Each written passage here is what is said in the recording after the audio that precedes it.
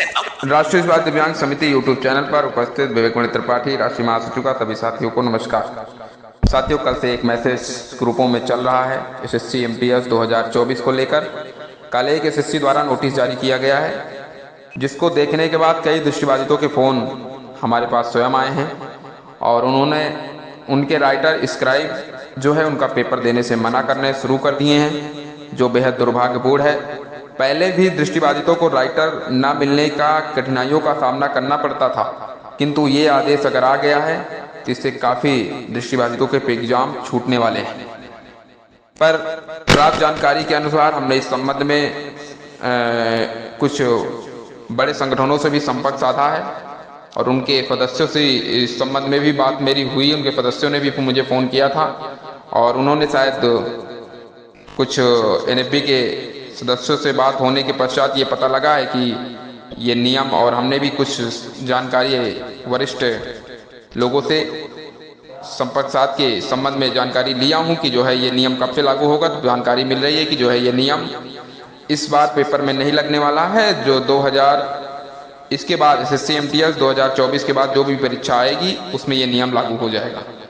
अगर ये नियम लागू हो जाता है साथियों, कई दृष्टिबाधितों को पेपर देने से वंचित हो जाएंगे।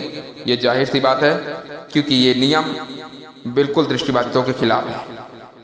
ये नियम जो सरकारें ला रही हैं दृष्टिबाधितों के हित में नहीं है।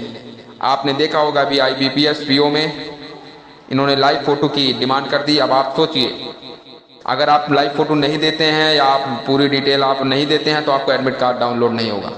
पहली चीज़ तो किसी दृष्टिबाधितों को राइटर एक दिन पहले मिलता है। अगर वो एक दिन पहले राइटर उसको मिलता है या 5 घंटे पहले उसको राइटर मिलता है तो कैसे लाइव फोटो देगा, कैसे एडमिट कार्ड डाउनलोड करेगा। अगर एडमिट कार्ड 5 घंटे पहले उसने लाइव फोटो स्क्राइब मिला, उसको डाउनलोड किया, तो उसका पेपर दूसरे राज्य में है, वो कैसे वहां तक पहुंचेगा। ये सब बहुत गंभीर विषय है। बड़े बड़े संगठन सिर्फ बाफड़बाजी करके दृष्टिबाधितों को सिर्फ भ्रमित करने का काम कर रहे हैं। तो सबको अब जगना चाहिए। अगर कोई न जगे तो आपने देखा होगा झांसी की रानी लक्ष्मीबाई को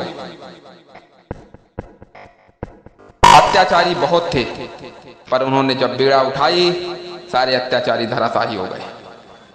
तो इसलिए अब आप सबको भी अब अपना बीड़ा अपने कंधों पे उठाना पड़ेगा। किसी संगठन के अधीन होकर अगर आप गुलामी करेंगे तो आने वाला समय आपके लिए खतरनाक हो रहा है। ये इशारा हो चुका है। वो दिन दूर नहीं है साथियों जिस दिन आपको स्वयं वॉइस से या कंप्यूटर से पेपर दिलवाने के लिए ये संगठन की वजह से और कुछ ऐसे दृष्टिबाधितों के चाटुगिरता की वजह से आप सबको पेपर देना पड़ेगा, और वो दिन दूर नहीं है साथियों। इसलिए आप सब जग जाएं, जगने का समय है। आपको ज्ञात होगा साथियों, पिछली बार रेलवे के कुछ साथियों की ज्वाइनिंग होनी थी रेलवे ग्रुप डी में। उसमें क्या कंडीशन हुई, क्या परिस्थिति हुई, आप सबसे छिपा नहीं है, उसे बताने की जरूरत नहीं है साथियों। आज तक वो भर्ती कोर्ट में कोर्ट खेल रही है। आज तक दृष्टिबाधितों को न्याय नहीं मिला है। उन बड़े संगठनों द्वारा जो अपने आप को महारथी बताते हैं, उनके द्वारा जो है न्याय दिलवाने की बात की जाती है, पर आज तक वो कोर्ट से उस न्याय की कोई गुंजाइश नहीं मिली और उन संगठनों ने आज तक कुछ नहीं किया। वास्तव में आप दृष्टिबाधित के हितैषी से आपका आंदोलन को जोर देना चाहिए। अब इसके लिए हम सबको एकजुट होना पड़ेगा, एक सूत्र में बंध कर, और ऐसे संगठनों का बहिष्कार करना होगा और स्वयं बीड़ा इस कंधों पर, कोई भी संस्था हो अगर कंधों पर उठानी पड़ेगी, संस्था का त्याग करना होगा। अगर आपके हित के लिए नहीं लड़ाई लड़ रहे हैं, वो केवल सदस्य बनाने के लिए प्रचार कर रहे हैं अपना कि सदस्य होंगे तभी हम उनका काम करेंगे, तो उनका काम है, उनका निर्णय है। पर आप सबका अपना निर्णय है कि आप लोग जग जाएं, जग के इस दृष्टिबाधित समाज के लिए काम आए।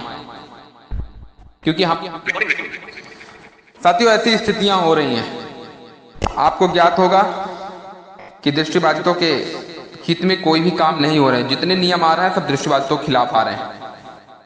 मैं स्वयं इसका समर्थन नहीं करता हूं, इस OTR रजिस्ट्रेशन का, और मैं इस संबंध में अपनी स्वयं अपनी तरफ से एक एप्लीकेशन प्रधानमंत्री को भेजूंगा और उनसे कहूंगा कि जो ऐसे दृष्टिबाधितों के लिए नियम लाए जा रहे हैं, ये नियम बिल्कुल दृष्टिबाधितों के खिलाफ है, ये नियम नहीं लागू होनी चाहिए।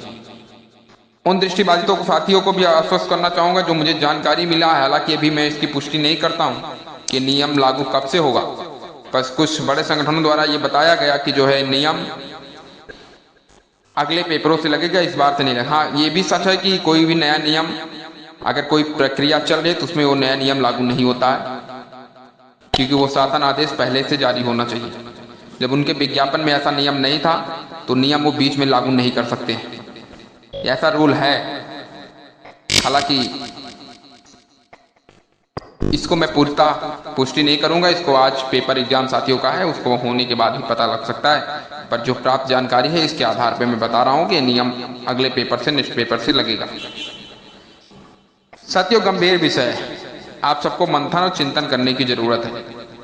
दृष्टिबाधितों को प्राइवेट में कोई नहीं पूछता, सरकारी नौकरी में भी कितनी दृष्टिबाधितों को कठिनाइयों का सामना करना पड़ता है, वो आप सबसे छिपा नहीं है। किंतु अगर ऐसा है तो ये दुर्भाग्यपूर्ण है। आप सबको एक सूत्र में बंद कर इस लड़ाई को अंतिम मोड़ देने की जरूरत है। उन संगठनों की सदस्यता लेना छोड़िए जो आपके हित की बात ना कहे।